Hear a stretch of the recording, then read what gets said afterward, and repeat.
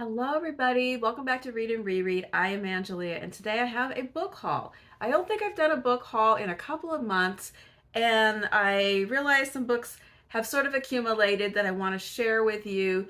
And I had this book haul. All ready to go before my trip, and then I just ran out of time.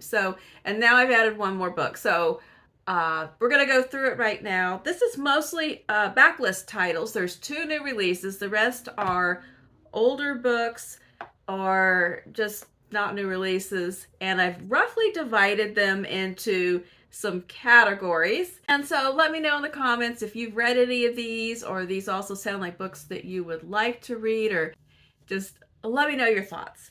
All right, so the first category is drama. Drama as in plays, not as in scandals or spilling the tea. Drama as in plays. And I've mentioned a couple of times that I'm embarking on a project to read or reread plays of the 20th and 21st century. I had this vague notion at the beginning of this year to start reading more plays, and it really didn't happen, except for the Shakespeare Project that I'm really enjoying, and that's an ongoing, that'll be going into next year as well. But I wanted to read more modern plays that I loved when I was in school, and then ones that I've never read. The 21st century ones are a complete hole in my reading, and the 20th century ones are, a lot of them are rereads, but there's a lot that I'm aware of that I never got to. So I have this project cooking, and it kind of started early because the band book club at the library chose Streetcar Named Desire for November, and I have a buddy read planned for December of another play. That one is not here. So every time I do a haul, there's always one book that should have been here by now, but it's not. It is without fail. There's always a book straggling around. It's usually sitting somewhere in Texas with its tracking not being updated for multiple days. And it's just whatever. It'll get here, and I'll talk about it, and I'll tell you all about the buddy read when the time comes. But let's talk about what actually is here. So I'm starting out with 3 plays that I have recently acquired. All right, so the first 2 plays are 21st century plays that I have not read, and they were a gift of my friend Michael. And so I thought he was just sending me a stash of cool old bookmarks that he found, but he slipped in a couple of plays. So I'm super excited, and thanks again, Michael. I've not read these. One of them I had heard about, and one of them I have not. And so this is going to kickstart the 21st century leg of my play reading journey. So the first one is The Inheritance by Matthew Lopez. And Matthew Lopez, when I get around to reading these plays and talking about them, I will gather up some more information about the history of the play, the playwright, the awards history, and things like that. And I don't really know all of it yet. I do know, I just did a quick pass through that this play did win the Tony Award. It was written in 2018. It debuted in London, and then it came to Broadway. And this author also writes screenplays. He's a director, playwright, and he writes screenplays for film and television. So I'll find out more about Matthew Lopez when I read the play, but the description sounds really good. So the very first line caught my attention because it says, inspired by Ian Forster's novel, Howard's End. I reread Howard's End in 2023. There was a Forster read-along of a big group of people on Discord. Michael was in that group too, so he knows that I like Howard's End. Inspired by Howard's End and set in New York 3 decades after the height of the AIDS epidemic, The Inheritance wrestles with what it means to be a gay man today, exploring relationships and connections across age and social class, and asking what one generation's responsibilities may be to the next. Okay, that sounds really interesting to me. What the Howard's End connection will be there, and the contemporary issues sound really compelling. And it's kind of long for a play. Plays are usually kind of on the skinny side, so I'm really curious to find out. Just flipping through, it looks like it has a large cast of characters, and there are some passages that look more like a novel. So I guess that's why it's longer if there are some really long monologues. Anyway, looking forward to it. I know that what I just told you is the entirety of what I know about it, but I trust my friend to send me a good play. So there's that. The other one that Michael sent is one that I have heard of, but I've never read, August Osage County by Tracy Letts. And this play, I believe, won the Pulitzer for Drama in the early 2000s. Let's see. The play is copyright 2008. And I believe, wasn't there a movie with, is Meryl Streep in the movie? I think if this was a movie, right? But I haven't seen it. I haven't seen the play. Haven't read the play. Once again, that is the extent of my knowledge. And I guess my burning question is, should I wait and read this in August, or should I just read it whenever I feel like it? I don't even know. I think it's a family saga. It says, okay, wait, let's read. This fusion of epic tragedy and black comedy is a bold step forward for Letts, whose earthy, distinctly contemporary wit flows throughout. His account of a family whose secrets and lies come spilling forth under duress ranks with the best American drama of the past decade. Okay, black comedy, messed up family. I'm all in already. And it takes place in Oklahoma, a large country home outside Pawhuska, Oklahoma, 60 miles northwest of Tulsa. Well, I'm kind of familiar with that terrain. And so yes. All right, the next one I picked up at Half Price Books when I was looking for something else, and you know how that goes. The play that I wanted wasn't there, which is the one I ordered, which is late. I got instead A Raisin in the Sun by Lorraine Hansberry, which was on my list. It just wasn't what I went in looking for. And I broke my rule about movie tie-ins because this is just a really awesome cover. And it is this really sturdy, this is a school edition.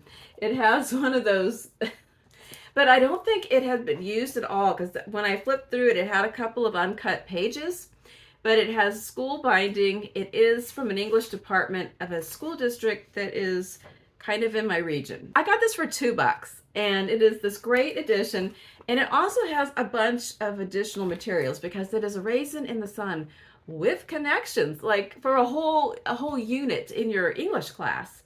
And so we have not only the play, we also have the excerpt from Lorraine Hansberry's memoir, To Be Young, Gifted, and Black. We have an essay from James Baldwin's The Fire Next Time. We have other pieces by Gwendolyn Brooks, Baby Moore Campbell, Flannery O'Connor, and John Lewis. So I'll read the play, I'll read the extras, and I was really excited to find this on the cheap. They had copies. They did have a paperback copy of the play I was looking for, but it was $7, beat up, yellow, stinky. It just absurdly overpriced for its condition. And then this is sitting here for $2. So you just never know what's going to happen when you play the game of secondhand books. All right, another one with a weird school type binding. I ordered this. I didn't know this was exactly the edition I was getting. And actually, we've moved into a new category. We're done with drama. Now we're looking at other things. This is Winesburg, Ohio by Sherwood Anderson. And I guess this is, well, it's short stories. It's linked short stories. And I read one for my Shorty September project called Hands, and I read a couple of other books from this. I thought that I had Winesburg, Ohio, but I realized I did not. I just had a few different stories from this collection in different anthologies. And this was written in, it's early 1900s, I believe it's in the first decade of the 1900s. I'm going to have to check. This is a really, really weird edition. There's a disclaimer in here that says, this book is a product of its time and does not reflect the same values as it would if it were written today. Parents may wish to discuss with their children how views on race have changed before allowing them to read this classic work. But then there's no intro, there's no author information. The book just starts, and it's oddly printed. I'm wondering what I've stumbled into here. It's got a library type binding, but it's just a very strange printing. But I did compare it to a couple of stories that I have from in anthologies, and it looks accurate. It's just kind of odd, but it is indeed very sturdy. So we've had plays, we had short fiction, we also have some poetry. And this is the one and only book that I bought on my trip to Washington, D.C. I bought it at a little store in Georgetown called Bridge Street Books, and I might have a photo. I went there before the last time we went to D.C. It's Georgetown is in walking distance of our hotel that we stayed at that was in Foggy Bottom, so we took a walk down through there on our first evening, and I stopped in at that bookstore. It was very crowded. It's one of those ones that's in another one that's in a little old house with 2 floors. It's new books, but it's very narrow, and there's always a lot of people in there. I didn't get to look at everything I wanted to because it was just a lot of people. It was, I guess it was a Saturday night, so people were out on the streets and everything. So that was nice. It's always nice to see a busy bookstore, but I did manage to squeeze into the poetry section, and I picked up Lunch Poems by Frank O'Hara. And I got this because I am reading also a poet by Ada Calhoun, which is has to do with her father's abandoned project of writing a biography of Frank O'Hara. She takes it up, tries to revive the project, and runs into similar obstacles, I think, that he ran into. But in the course of it, she ends up writing a completely different book, not a biography of Frank O'Hara, but a memoir about herself and her father and Frank O'Hara and the world that these people lived in New York City. And I haven't gotten that far, so that's all I can really tell you about it. But I knew that I had some Frank O'Hara poems in assorted anthologies again, and that I could look any of them up that I wanted to. But I thought it'd be really fun to just have this classic collection and just read them as I am reading the book, which is what I'm doing. And this book has so many rabbit holes, though. I just keep having to stop and look up different poets and artists and everything that are included in the fabric of these memories. And she's going back through the tapes that he made when he was trying to write the biography, like 20 or 30 years previously. I don't know. I'll talk more about it on Friday. But anyway, this is the book from the haul, Lunch Poems by Frank O'Hara. And now we move into the novels.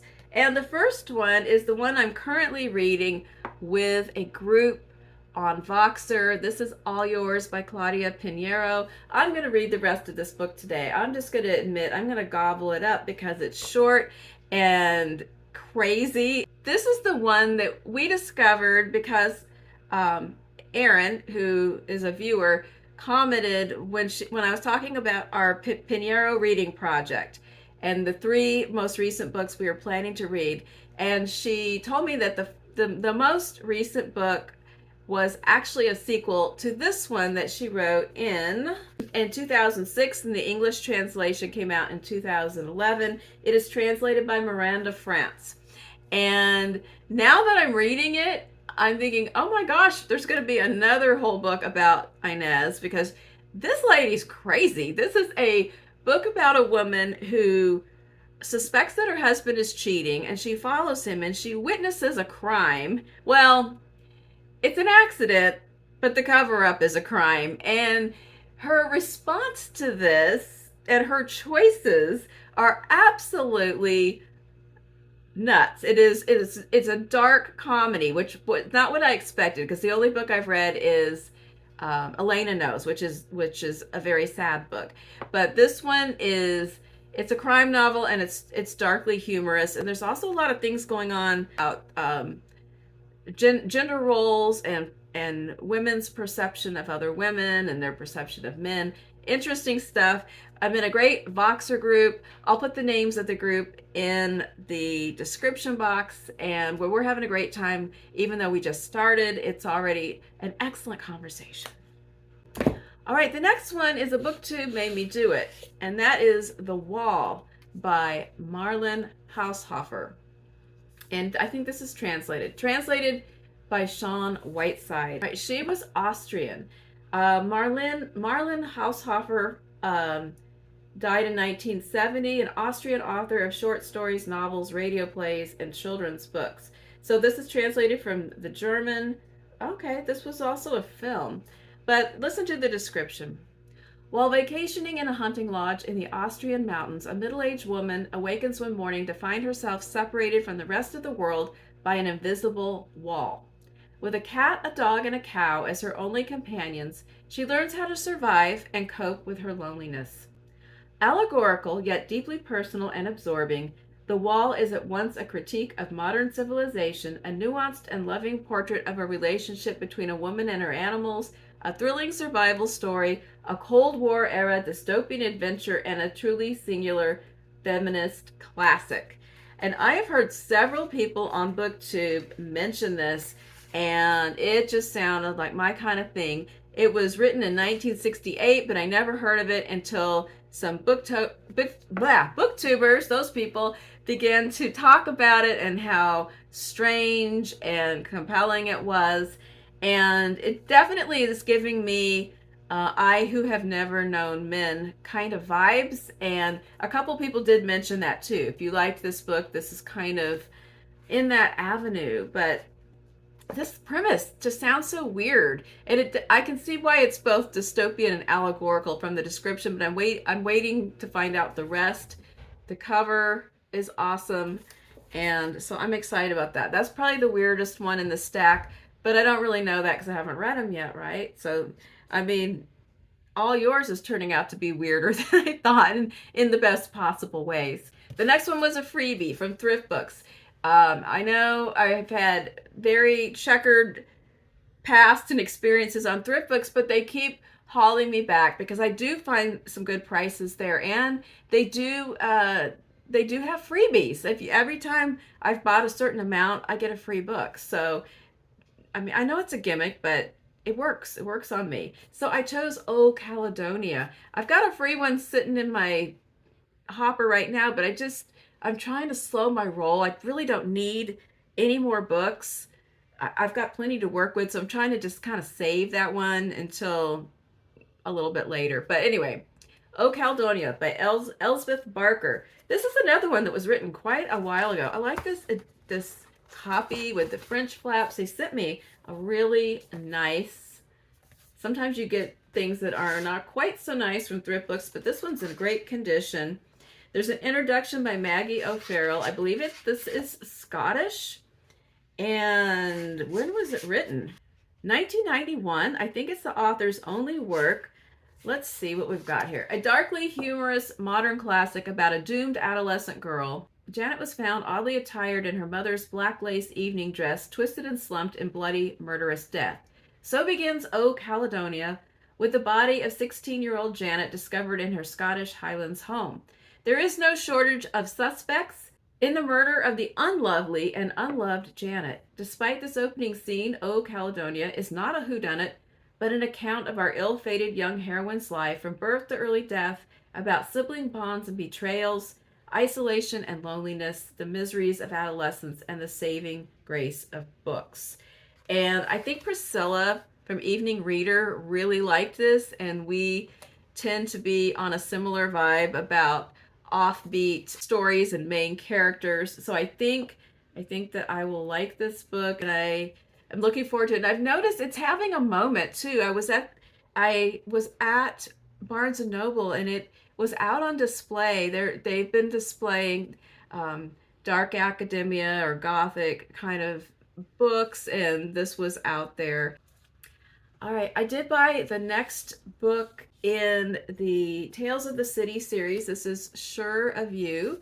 I think I have maybe 2 left that I need to buy, 2 or 3 that I don't have yet to complete the set. But this is the next one to read. I think it's number 6. There's not really much point in describing what it's about if you haven't read the series, because this is in the middle of a 9 or 10 book series, but it takes place in San Francisco, begins in the 70s. Now, the last one I read was in the mid or late 80s, and so I don't know sometimes there's a time jump. I don't know what time we're going to be at here, if it's right after the last one or a little further in time. This is kind of my idea of a comfort read, which I might need sooner rather than later, depending on how things go in the next few days. Also, I got a book that I've been on the lookout for quite a while. It's The Beet Queen by Louise Erdrich. I read Love Medicine, The Beet Queen, and Tracks years ago when they were new releases, and I had some old paperbacks of them, and I've been gradually replacing them with hardcovers and planning to reread them. And I know that isn't the whole, the extent of the books that feature that place and those characters, but that was the trio that I began with when I first read Louise Erdrich. So I wanted to get those in nice editions and reread them pretty soon. Like now I have the 3, so I can start anytime. And I've just been slowly shopping and keeping my eye out for good permanent copies of those books. So I have picked this up, and the next book is also by Louise Erdrich. This is the new release section of the video. I have The Mighty Red. Let me take the receipt out. I have The Mighty Red, which I'm going to be buddy reading with Melinda from A Web of Stories this month. So in a couple of weeks, I will finally get around to reading this. Let's take off. Here's what's wonderful. I've got some stickers here that are going to come off. Check it out. Everybody's complaining about the Jenna stickers. I have some Barnes & Noble stickers that came off. Here's what I did. I have to confess. This is the Barnes & Noble edition. It has sprayed edges. It pretty much has the same cover, but it does not have the built-in Read with Jenna sticker. I bought the Read with Jenna one. Then I saw this one. I came home. I asked Stephen if it would be really silly to return the first one and get this instead, and he said, absolutely not. You know, what do you love more than anything? Your books. You should get the nice one. You only live once. So that's what I did. I sent the other one back and got myself the pretty copy with the red edges, and I'm very happy that I did that. And then last but not least, I've already shown this in my 10 before the end, but it's color television. I got this. It was a birthday present from Stephen. He knew that I wanted it, and I was about to start reading it, but I decided to read also a poet first. But I am going to start it probably maybe tomorrow, because I think I'm going to finish the Pineiro book, and this will be my next fiction book. So this is a contemporary novel about a woman who lives in Los Angeles with her artist husband. And she's a writer, but she's been doing short-term projects. She says a long precarious stretch, bouncing among sketchy rentals and sublets. And she gets this good writing gig, and she's going to finish this big novel that she's doing. But she gets mixed up with the Hollywood scene, I guess, and screenwriting. I don't know exactly, but it sounds funny. It's a brilliant dark comedy about love and ambition, failure and reinvention, and the racial identity industrial complex, from the best-selling author of Caucasia. So if I love this book, I'll circle back and find Caucasia. And Danzy Senna also happens to be married to Percival Everett. All right, that is my stack, minus the one that is out there in the cosmos. Let me know what you think about my new books, which ones you've read or which ones sound interesting to you. And I will be back. I'm working on a tag video, almost was today's video, but I realized I needed to dither over my book selections and thoughts a little bit more. So the next video will be that tag video. And until then, take care. Do whatever you need to do to address the anxiety that seems to be running rampant through everybody I know. And let's just think good thoughts. I'll see you soon. Bye.